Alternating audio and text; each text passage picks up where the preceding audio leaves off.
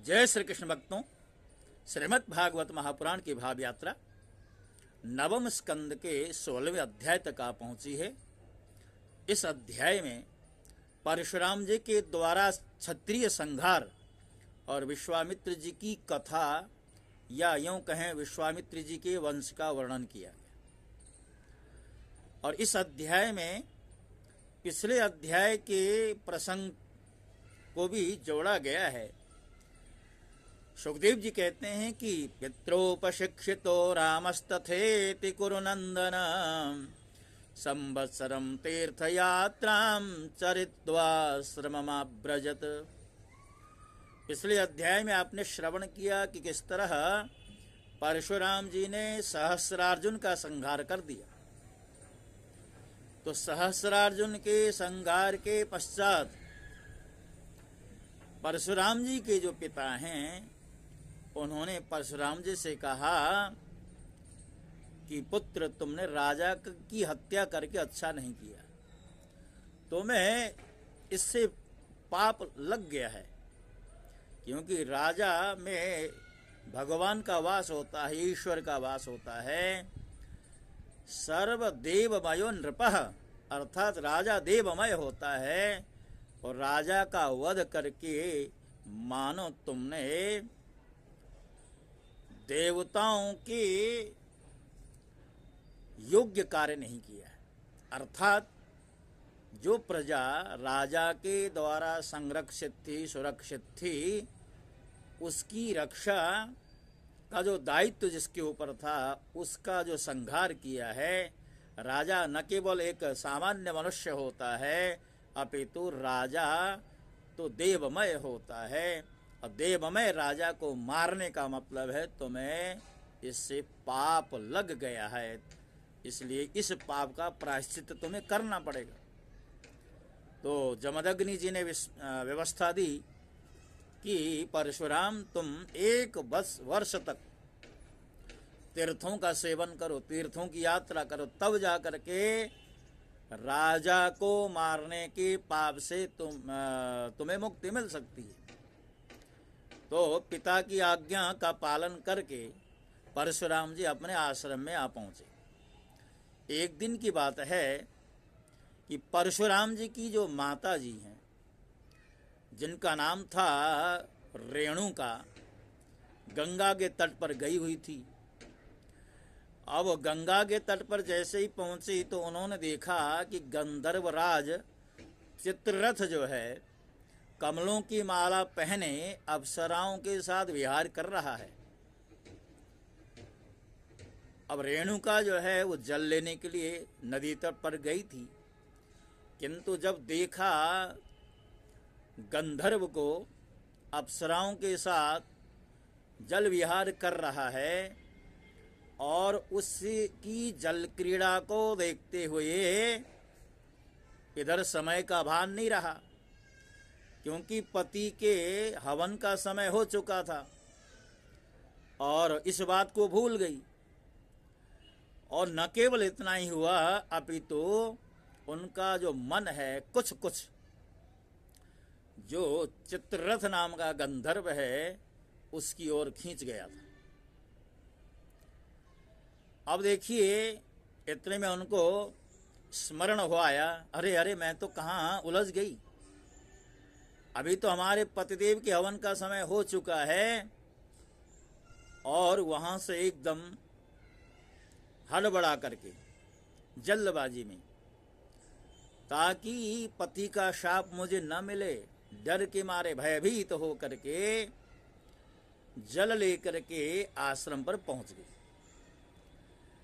अब जैसे ही आश्रम पर पहुंची, जल का कलश महर्षि के समक्ष रख दिया और हाथ जोड़ करके खड़ी हो गई, तो जमदग्नि मुनि ने अपनी पत्नी का मानसिक व्यभिचार जान लिया। अर्थात चित्ररथ के प्रति जो आसक्ति का भाव रेणुका के मन में उत्पन्न हो गया था, उस भाव के बारे में जमदग्नि को ज्ञात हुआ और क्रोध करके कहने लगे, अरे पुत्रों, इस पापिनी को मार डालो।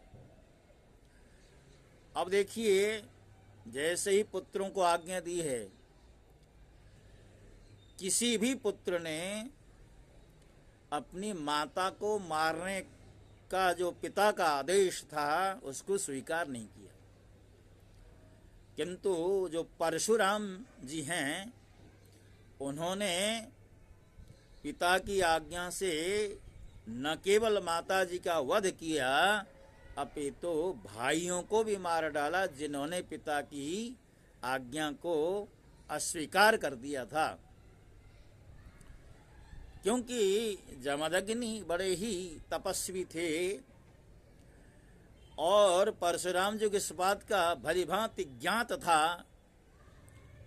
था कि पिताजी अपनी तपस्या के माध्यम से माता और भाइयों को पुनर्जीवित कर सकते हैं।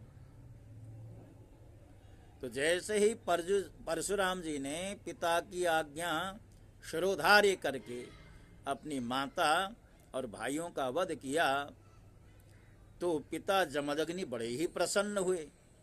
कहने लगे, पुत्र वर मांगो, क्या चाहते हो? तो परशुराम जी ने यही वर मांगा कि जिन माता जी और भाइयों का वध मेरे हाथों हुआ है वो पुनर्जीवित हो जाएं।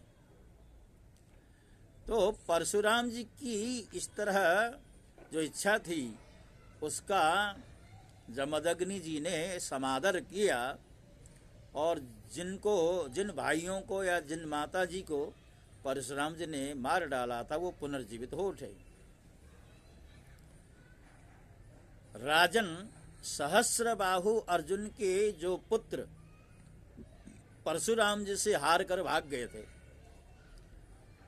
उन्हें अपने पिता के वध की याद निरंतर बनी रहती थी। प्रतिशोध की भावना मन में हमेशा बनी रहती थी। उन्हें एक क्षण भी चैन नहीं पड़ता था। तो एक दिन की बात है, परशुराम जी अपने भाइयों के साथ आश्रम से बाहर गए हुए थे और इधर सहस्रार्जुन के जो लड़के हैं उन्होंने सोचा अच्छा अवसर है।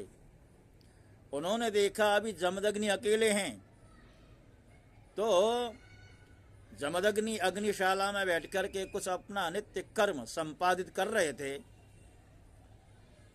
और उन्हें ये ज्ञात नहीं था कि कौन आ रहा है कौन जा रहा है। अब देखिए, इधर सहस्रार्जुन के जो लड़के हैं वो आए और चुपके से जमदग्नि जी को मार डाला। यद्यपि जमदग्नि की पत्नी रेणुका ने बड़ी प्रार्थना की थी कि मेरे पति को छोड़ दो, ये निरपराध हैं, इन्हें क्यों मारते हो? किंतु सहस्रार्जुन के लड़के माने नहीं और जमदग्नि का सिर काट करके अपने संग ले गए। राजन, वास्तव में वे नीच क्षत्रिय अत्यंत क्रूर थी। सती रेणुका दुख और शोक से आतुर हो अपने हाथों अपनी छाती और सिर पीट कर जोर जोर से रोने लगी। हे परशुराम, पुत्र परशुराम, तुम कहाँ हो? शीघ्र आ जाओ, देखो दुष्टों ने तुम्हारे पिता का वध कर दिया है। आज जैसे ही माता ने क्रंदन करना आरंभ किया तो परशुराम जी आश्रम पर आए और वहां आकर देखा कि पिताजी मार डाले गए। परीक्षित उस समय परशुराम जी को बड़ा दुख हुआ, साथ ही क्रोध, असहिष्णुता और मानसिक पीड़ा और शोक के वेग से वे अत्यंत मोहित हो गए। हाय पिताजी, आप तो बड़े महात्मा थे। हे पिताजी, आप तो धर्म के सच्चे पुजारी थे। आप हम लोगों को छोड़कर स्वर्ग चले गए। इस प्रकार विलाप कर उन्होंने पिता का शरीर तो भाइयों को सौंप दिया और स्वयं हाथ में फरसा उठाकर क्षत्रियों का संहार करने लगे। राजन, परशुराम जी ने महिष्मती नगरी में जाकर सहस्रबाहु अर्जुन के पुत्रों के सिरों से नगर के बीचों बीच एक बड़ा भारी पर्वत खड़ा कर दिया उस नगर की शोभा तो उन ब्रह्मघाती नीच क्षत्रियों के कारण ही नष्ट हो चुकी थी। उनके रक्त से एक बड़ी भयंकर नदी बह निकली, जिसे देखकर ब्राह्मण द्रोहियों का हृदय भय से कांप उठता था। भगवान ने देखा कि वर्तमान क्षत्रिय अत्याचारी हो गए हैं, इसलिए राजन उन्होंने अपने पिता के वध को निमित्त बनाकर 21 बार पृथ्वी को क्षत्रियहीन कर दिया और कुरुक्षेत्र के समग्र पंचक में ऐसे ऐसे 5 तालाब बना दिए जो रक्त के जल से भरे हुए थे। परशुराम जी ने अपने पिताजी का सिर लाकर उनके धड़ से जोड़ दिया और यज्ञों द्वारा सर्वदेवमय आत्मस्वरूप भगवान का यजन करने लगे। यज्ञों में उन्होंने पूर्व दिशा को होता को, दक्षिण दिशा ब्रह्मा को और पश्चिम दिशा अध्वर्यु को और उत्तर दिशा सामगान करने वाले उद्गाता को दे दी। इसी प्रकार अग्निकोण आदि विदिशाएं ऋत्विजों को दी। कश्यप जी को मध्य भूमि दी, उपद्रष्टा को आर्यावर्त दिया, दूसरे सदस्यों को अन्यान्य दिशाएं प्रदान की। इसके पश्चात यज्ञांत स्नान करके वे समस्त पापों से मुक्त हो गए और ब्रह्म नदी सरस्वती के तट पर मेघ रहित सूर्य के समान शोभायमान हुए। महर्षि जमदग्नि को स्मृति रूप संकल्पमय शरीर की प्राप्ति हो गई। परशुराम जी से सम्मानित होकर वे सप्तर्षियों के मंडल में 7वें ऋषि हो गए। परीक्षित कमललोचन जमदग्नि नंदन भगवान परशुराम अब आगामी मनवंतर में सप्तर्षियों के मंडल में रहकर वेदों का विस्तार करेंगे। वे आज भी किसी को किसी प्रकार का दंड न देते हुए शांत चित्त से महेंद्र पर्वत पर निवास करते हैं। वहाँ सिद्ध, गंधर्व और चारण उनके चरित्र का मधुर स्वर से गान करते रहते हैं। सर्वशक्तिमान विश्वात्मा भगवान श्री हरि ने इस प्रकार भृगवंशियों में अवतार ग्रहण करके पृथ्वी के भारभूत राजाओं का बहुत बार वध किया। महाराज गाधे के पुत्र हुए प्रज्वलित अग्नि के समान परम तेजस्वी विश्वामित्र जी, इन्होंने अपने तपोबल से क्षत्रियत्व का त्याग करके ब्रह्म तेज प्राप्त किया। राजन विश्वामित्र जी के 100 पुत्र थे। उनमें बिचले पुत्र का नाम था मधुच्छंदा, इसलिए सभी पुत्र मधुच्छंदा के ही नाम से विख्यात हुए। विश्वामित्र जी ने भृगुवंशी अजीगर्त के पुत्र अपने भांजे शुनहशेप को, जिसका नाम देवरात भी था, पुत्र रूप में स्वीकार कर लिया और अपने पुत्रों से कहा कि तुम लोग इसे अपना बड़ा भाई मानो। यह वही प्रसिद्ध भृगुवंशी शुनहशेप था जो हरिश्चंद्र के यज्ञ में यज्ञ पशु के रूप में मूल लेकर के लाया गया था। विश्वामित्र जी ने प्रजापति वरुण आदि देवताओं की स्तुति करके उसे पाश बंधन से छुड़ा लिया था। देवताओं के यज्ञ में यही शुनहशेप देवताओं द्वारा विश्वामित्र जी को दिया गया था। अतः देवैरातः इस व्युत्पत्ति के अनुसार गाधी वंश में यह तपस्वी देवरात के नाम से विख्यात हुआ। विश्वामित्र जी के पुत्रों में जो बड़े थे, उन्हें शुनहशेप को बड़ा भाई मानने की बात अच्छी नहीं लगी। इस पर विश्वामित्र जी ने क्रोधित होकर उन्हें शाप दिया कि दुष्टों, तुम सब म्लेच्छ हो जाओ। इस प्रकार जब 49 भाई म्लेच्छ हो गए, तब विश्वामित्र जी के बिचले पुत्र मधुच्छंदा ने अपने से छोटे 50 भाइयों के साथ कहा, पिताजी आप हम लोगों को जो आज्ञा करते हैं हम उसका पालन करने के लिए तत्पर हैं।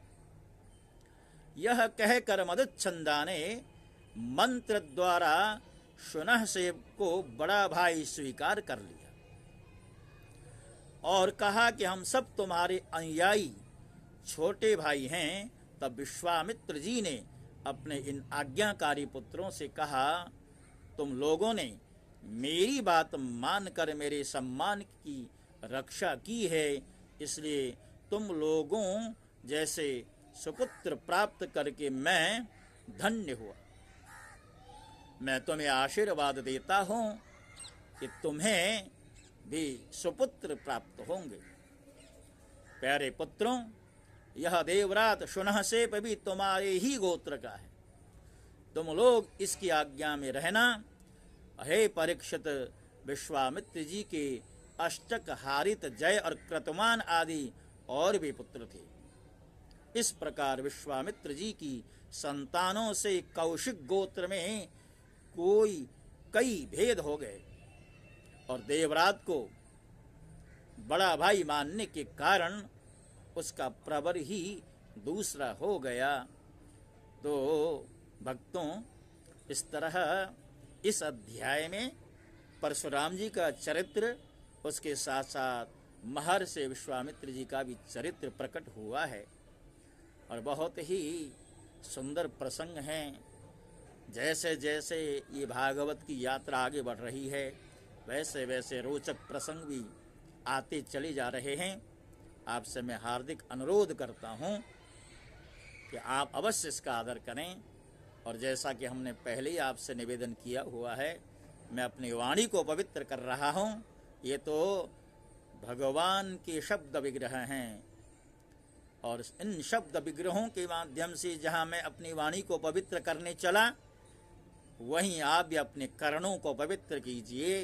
कर्णपुटों से उन शब्द विग्रहों को अंदर प्रवेश कराइए, हृदय में उतारिए और हृदय में जब ये शब्द पुट प्रवेश करेंगे, ये अमृत के रूप में जब प्रवेश करेंगे, आपका हृदय निर्मल होगा, स्वच्छ होगा और निर्मल हृदय में प्रभु का वास होता है। यह शास्त्रीय मान्यता है। इसी मान्यता को आगे बढ़ाते हुए और एक बार पुनः आपसे ये प्रार्थना है कि जो चैनल हमारा है अभी शैशव अवस्था में ही है, अभी ये वृद्धि को उस तरह से प्राप्त नहीं हुआ जिस तरह होना चाहिए, तो इसको बढ़ाने में स्वयं भी सब्सक्राइब करें, लाइक का बटन दबाएं, कमेंट करें, बेल का बटन ऑन कर दें और औरों से भी जो आपके जानने वाले हैं, आजकल तो स्मार्टफोन हर किसी के पास होता ही है, तो जब कभी आप किसी अपने मित्रों से मिलें उनसे भी कह करके सब्सक्राइब अवश्य करवाएं। इन्हीं शब्दों के साथ आपसे विदा होता हूँ। ओम नमो भगवते वासुदेवाय।